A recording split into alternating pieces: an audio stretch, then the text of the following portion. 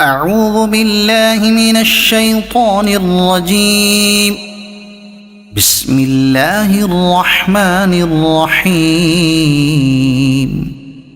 سأل سائل بعذاب واقع للكافرين ليس له دافع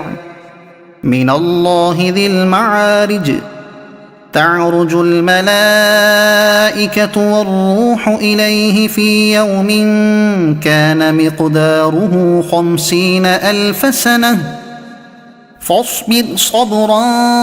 جميلا إنهم يرونه بعيدا ونراه قريبا يوم تكون السماء كالمهل وتكون الجبال كالعهن ولا يسأل حميم حميما يبصرونهم يود المجرم لو يفتدي من عذاب يومئذ ببنيه وصاحبته وأخيه وفصيلته التي تؤويه ومن في الأرض جميعا ثم ينجيه كلا إنها لظى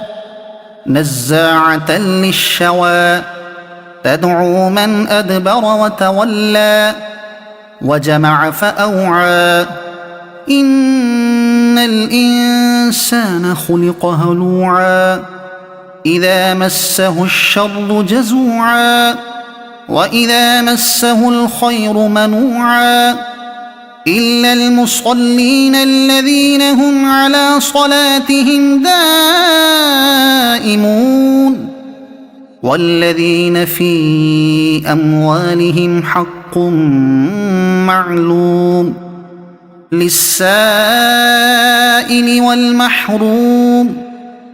والذين يصدقون بيوم الدين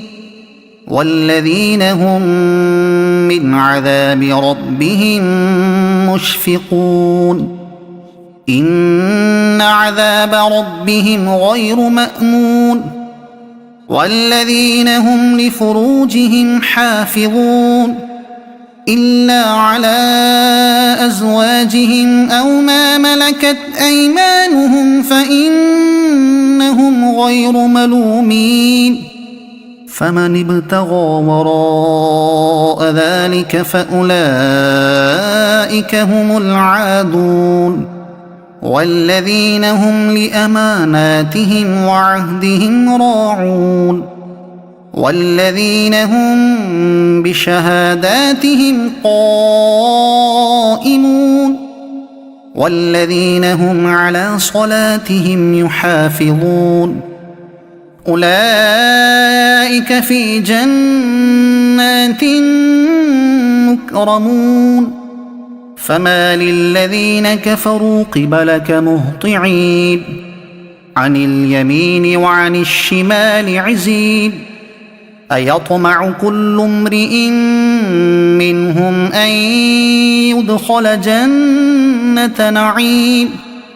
كلا إنا خلقناهم مما يعلمون فلا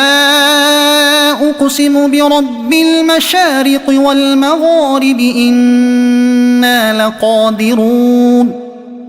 على أن نبدل خيرا منهم وما نحن بمسبوقين فذرهم يخوضوا ويلعبوا حتى يلاقوا يومهم الذي يوعدون يوم يخرجون من الأجداث سراعا كأنهم إلى نصب يوفضون خاشعة أبصارهم ترهقهم ذلة ذلك اليوم الذي كانوا يوعدون صدق الله العظيم.